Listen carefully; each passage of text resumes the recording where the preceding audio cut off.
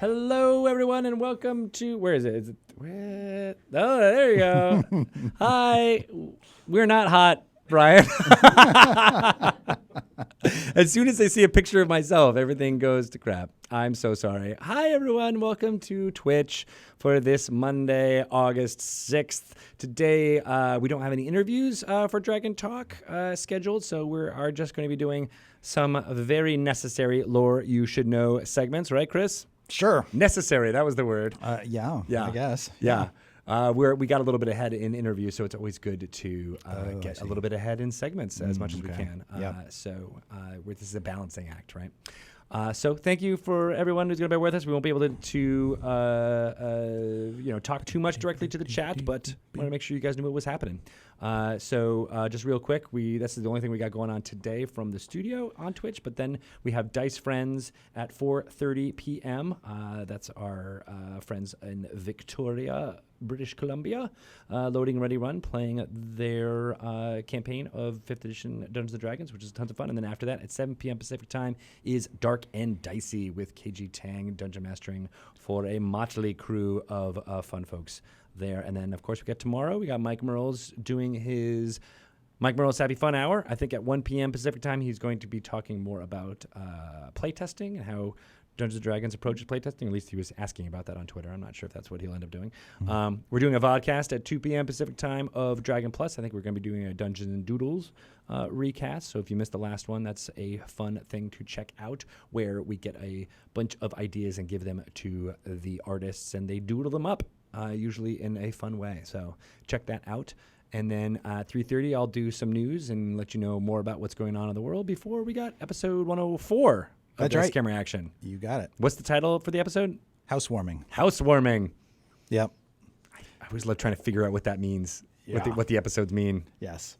Or house swarming. Oh, it's a double entendre. That's right. The bad guys are attacking the Waffle House. Man, I when I lived in the South, I went to the Waffle House all the time. Okay. Different Waffle House. Different Waffle House. There was no Strix there. There are actually no waffles served in our Waffle House. It's strangely enough. Right. It is bizarre. Yeah, it is very strange. Very cool. Can't wait for that. Yeah.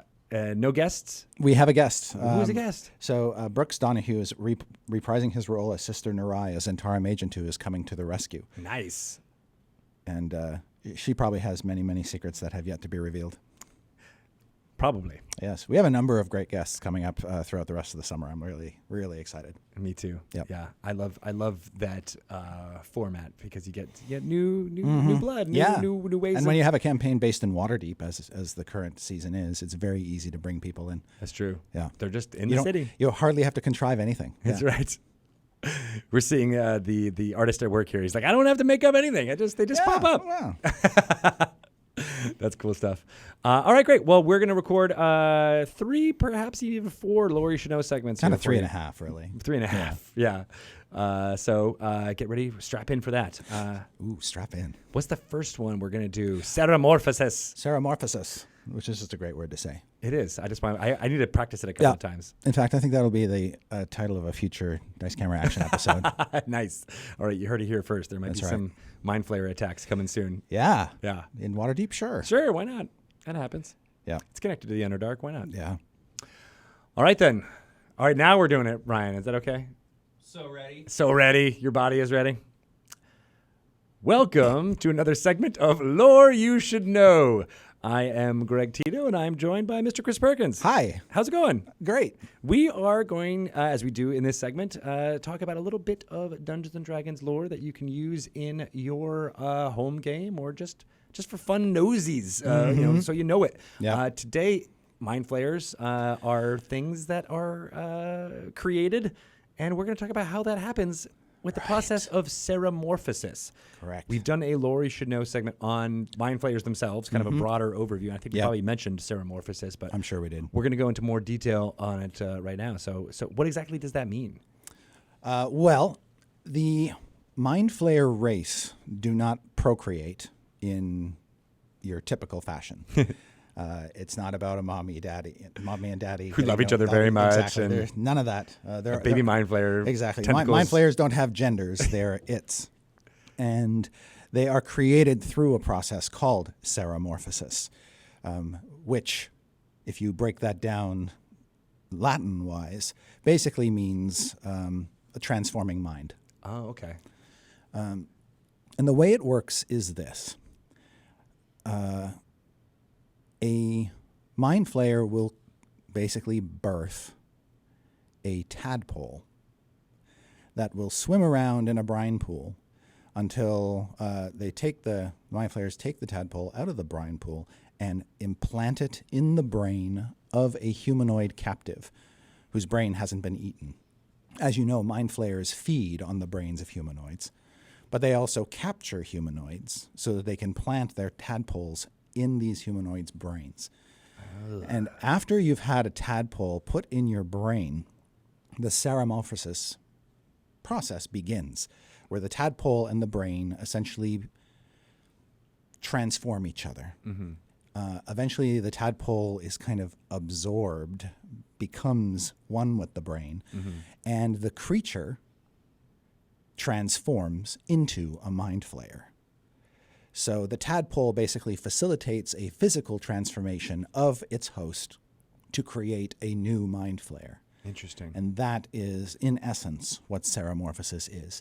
Now, the process of ceremorphosis takes days to happen, during which time the creature is in various kind of half stages of being no longer what it was and now sort of getting on its way to becoming mind flayer. So it starts to sprout tentacles, and its skin changes, and its whole body chemistry basically is transformed by this tadpole. During which time the creature is basically helpless. It's kind of in a catatonic state while it undergoes this. I wouldn't call it painful. It's unaware that the transformation is happening to it. Okay. For the most part. Now there are situations where a ceremorphosis might be interrupted by something. Maybe the tadpole is killed by magic or something, exposed to some spell that kills it, and so you've got a half-baked mind flayer creature that you have to contend with. But basically, at the end of the ceremorphosis process, there's nothing left of the host. It is now fully a mind flayer. Now, is that why all mind flayers are depicted to look very similar? Yes. Is because it is a cell-by-cell transformation. Yes, exactly. Correct. So it doesn't matter if it's an elf or a halfling Nope. or any other humanoid race that is the host. Correct. They will all end up looking very similar. Yeah, the tadpole basically reconfigures all of the physical bits magically so, and what you have left looks just like another mind flayer. Now, mind flayers, when they look at each other, can distinguish some differences between the two. They're not actually clones. Okay. But the tadpole and the whatever mind flayer gave birth to the tadpole is kind of what that tadpole turns into. So that's how the DNA gets passed on. Exactly. Yes. Now that brings up the question I had when you first started: is how does the tadpole get birthed? Have you guys defined that, or is that? It basically is. It's extruded from the head of the mind flayer. Oh, it comes out of their head? Yeah, basically. Ooh. So is it like a part of their brain? No, it's a separate organism Mm-hmm. with all the sort of compacted DNA in it or whatever that material is that allows it to undergo this magical transformation. Interesting. But it actually, it starts off in the mind flayer and then it's extruded out and it's thrown into a brine pool basically to sustain it until such time as a host can be found. Does it happen often? Does every mind flayer do this continuously, or does it, or only some do, or is it only one per millennia? Like, is there any limitations on it? I'm not sure we've codified that all mind flayers like have one tadpole or two tadpoles or a million tadpoles. They just have X number. What causes them to extrude it? Biology. Yeah. We don't codify. We don't say what the circumstances. Oh, well, it happens during, right, solar eclipses or or if an elder brain would will it perhaps, yes. right? Like, we just lost half and of our number. Not all tadpoles are used in ceremorphosis. Some of them are actually used to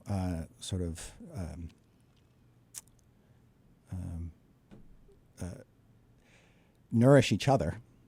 Tadpoles will eat each other. Oh, in order the brine pool is Yes. a It's survival of the fittest almost exactly, type thing? yes. Oh, that's Yes. interesting. And because of that, other weird things can happen.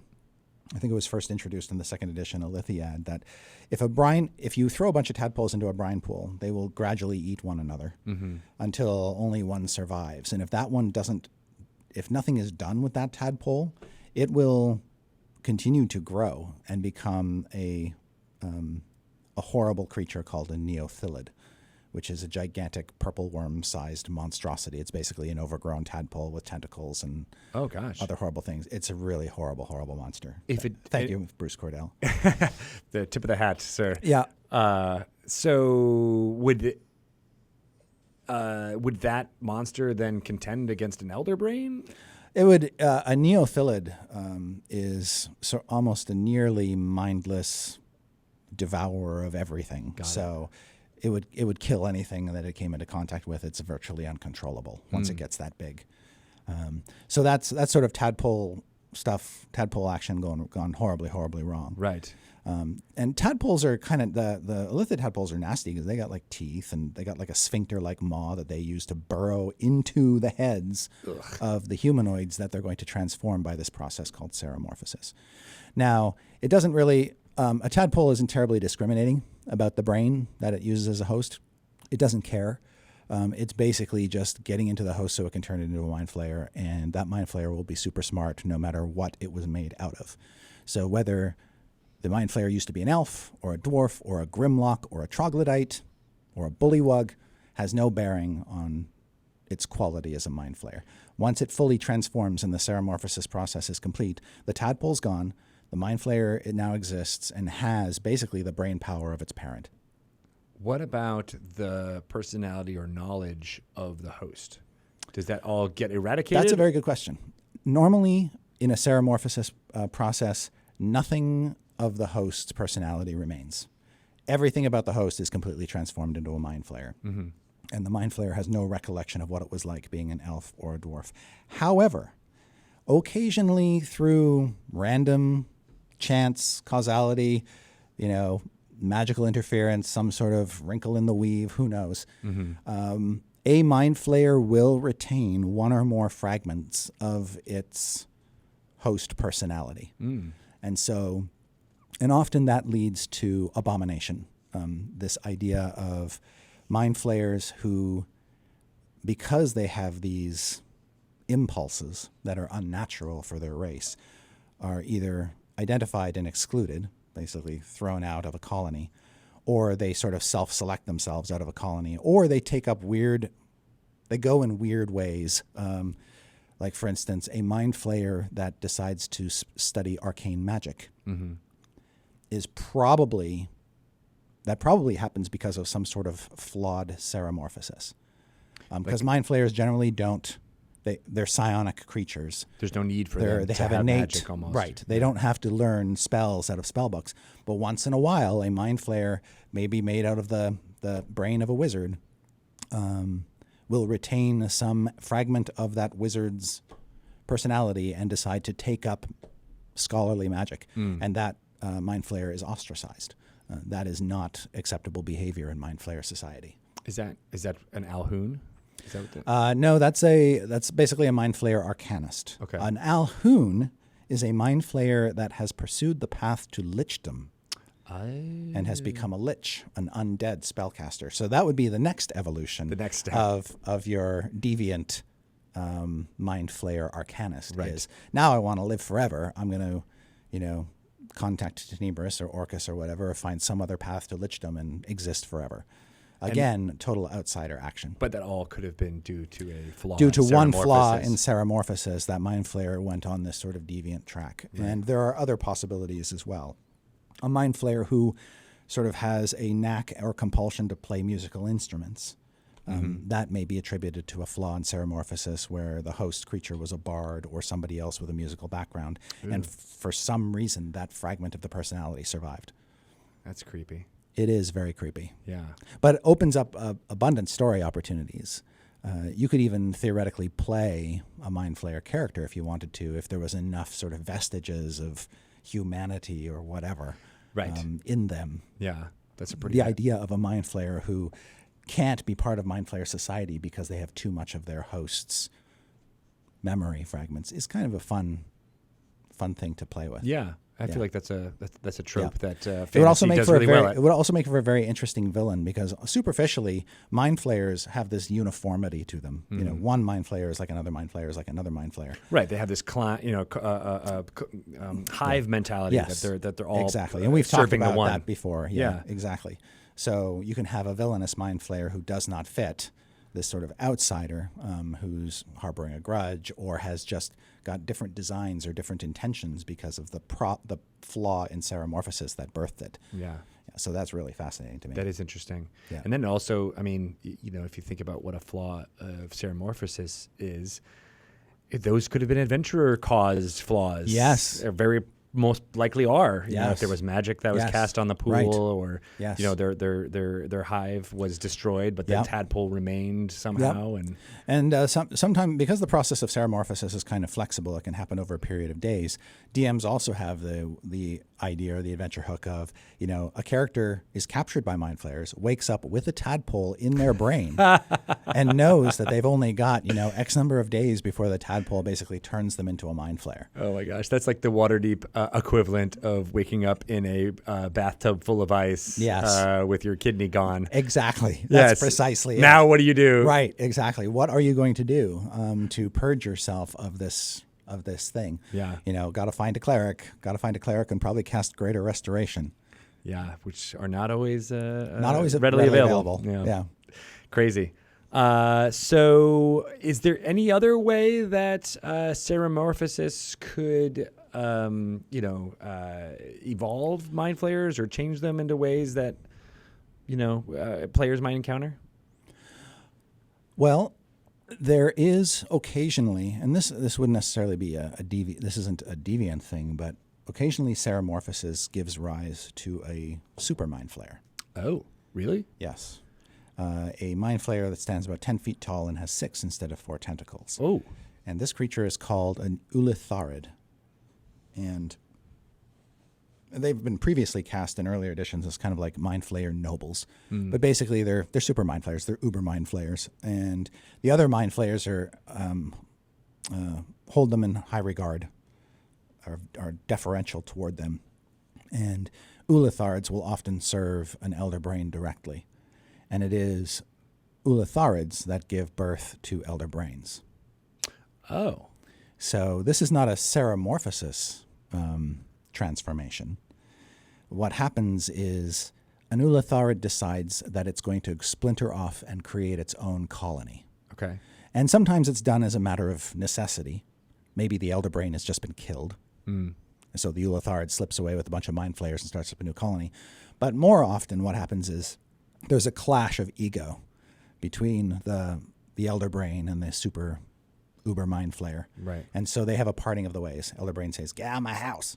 And I'm going to start my own house. Yeah, exactly. Fine, I'm going to start my own house. And so Ulithard goes to some corner of the Underdark and then undergoes a process that transforms it into another Elder Brain. And an Ulithard has a staff called an extractor staff that it uses to crack its own head open. And then Mind Flayers will take out the Ulithard's brain, essentially killing the Ulithard, and plant the brain in a brine pool, and then allow it to grow within this brine pool, and it will grow to like 10-foot diameter and eventually become an Elder Brain. Only Ulitharids can do this. Mind Flayer brains are not strong enough to survive the process of the extraction and the growth. Right. But Ulitharids, because they're super Mind Flayers, can. How, and maybe this is, you're just going to say magic, but how does a brain grow? How does a brain get more magic? Okay. Yeah. So how does it get bigger and bigger and bigger? Right. Essentially, what they do is they can feed it tadpoles and psychic energy. There are all kinds of plot devices or contrivances to grow the Elder Brain, but basically it feeds on psychic energy and the energy of brains that are sort of dumped in, brought to it, and it devours those. I see. Right. And then it just It just sort of moves them into sort of through neurons and- osmosis, kind of takes in all that energy material and just grows and grows and grows and grows and grows. If the mind flayers in the colony do not bring it food, it will die. Got it. So it is dependent. When you're upon just a time. brain in a pool, you do depend a great deal on creatures with legs to bring you food. It sounds like a blues song or something like that. When you're just a brain in a pool. Exactly. What is in that pool? That's my last question. Is what is that brine? Is it just salt water, or is there more to it? No, it is a unique substance. It is a quasi magical life effluvia that this thing relies on to survive. Does it psychic secrete it? nutrients? No, it's deposited in this pool. So again, it's right. the hive needs to the create whatever colony it is. has to work together to make this happen. Otherwise, the whole thing just falls apart. Just falls apart, right? Yeah. I wonder what would happen if a human drank illithid brine. I think they'd probably just get poisoned and get Smarter? really, really sick. No. No, it's not brain juice in the sense that it makes you smarter. It's just literally brain juice. I think they would make it smarter.